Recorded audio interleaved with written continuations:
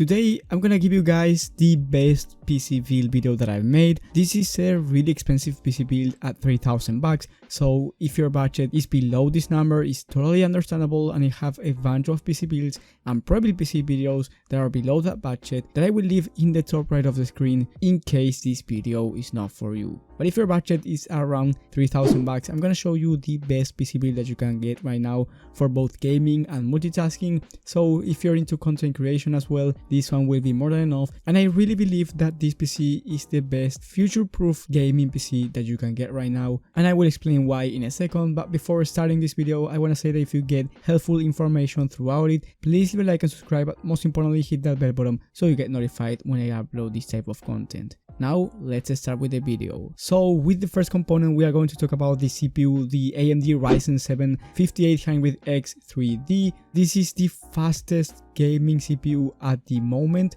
so you're not going to get any better than this. You can get the i9 12900K, but it's going to be over budget, and on top of that, it's not going to give you any extra performance for gaming, but it is going to be better at multi-threading. So for content creation, maybe consider the i9, but this Ryzen 7, trust me, is more than enough. You won't notice any differences between this and the i9 12900K unless you're a professional. Then for the CPU cooler, I went with the RTX Liquid Freezer 240 all-in-one liquid cooler. This one will be more than enough for the Ryzen 7. Now if you decide to go with the i9 12900K, you will need a better CPU cooler because that one overheats a lot, but this Ryzen 7 doesn't heat as much as the i9, so this 240 all-in-one liquid cooler is more than perfect for this PC, and you end up saving some money. For the motherboard, I picked the MSI Mag B550M Mortar ATX motherboard. This one has Wi-Fi included.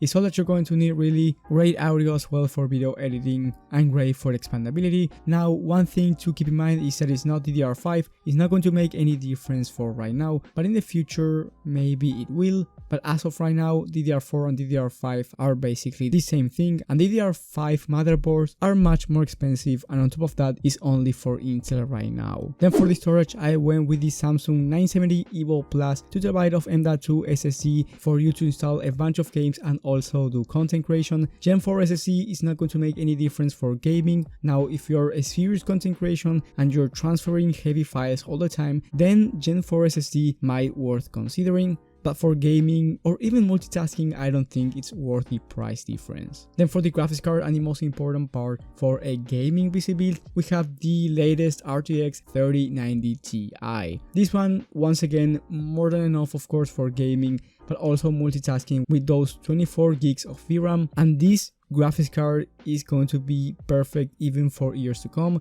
Now if you want to wait for the new Nvidia graphics cards coming soon, then that's totally understandable, but if you need a PC right now and you need a gaming desktop that will last at least the next 10 years, even with new gen games, the 3090 Ti is the way to go. Now for 4K gaming, the 3080 is going to be more than enough. You don't need more than the 3080 just for gaming, but if you want something that's really good for the future and you don't want to think about changing the GPU anytime soon, the 3090 Ti is a great graphics card. And remember that we are talking about a $3,000 gaming desktop, which a couple months ago was unthinkable basically because of the GPU pricing. For the case, I went with the Corsair 5000X RGB mid-tower case. This one already comes with 3 RGB fans, so I added one more. Don't worry, you will have all the links down below in the description, so if you get lost, just go to the description and you will see every component. Then for the power supply, I went with the Antec High Current Gamer Extreme 1080 plus cold ATX power supply. Now you can get away with an 850 watt 80 plus cold power supply for this build, but if you want to feel more comfortable with your power supply and also better for future upgradability,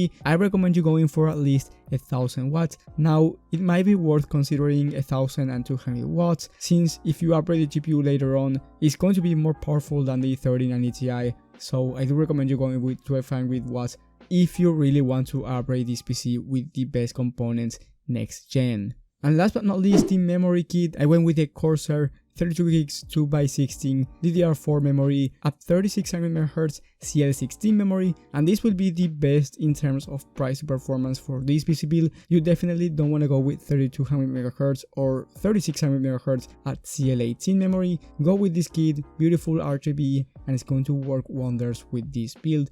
Now you can get away with 16 gigs as well if you're just going to do gaming, but if you want to open a lot of tabs, do multitasking, streaming, video editing, then 32 gigs of RAM is going to make much more sense. The total price for this PC is going to be $2,942, so you even have $60 extra to spend. And if you want to lower the price on this PC, the main thing that I would change is the GPU. You can go with a 3090 or a 3080 Ti, and believe me, you're not going to notice any difference while gaming, at least as of right now. But like I said before, if you want something for years to come, then consider spending those $3,000 for the 3090 Ti. And remember that this PC is for 1440p and 4K gaming. Do not buy this PC if you're going just for 1080p, and I wouldn't even recommend it for 1440p since it's too much power even for a 1440p monitor. This one is better for 4K gaming, but maybe down the line you want to upgrade your monitor. Whatever the case may be, this PC is definitely a beast for every single game, every single setting without stuttering. Like I said at the beginning, if you found the video helpful, leave a like and subscribe, but most importantly hit that bell button so you get notified when I upload this type of content. And let me know in the comment section what PC build or Prebuilt PC you want to see next, because I made this video out of a subscriber that wanted a $3,000 gaming PC. And not only that, but a bunch of people asked me for the best $3,000 PC build, and that's why I made this video. So let me know in the comment section your ideas. I read them out, I will try to reply as fast as possible and help you out in the comment section as well, but if I can't do that, I will do it in a video like this one. Thank you guys for watching, thank you for the support, and I will see you on the next one.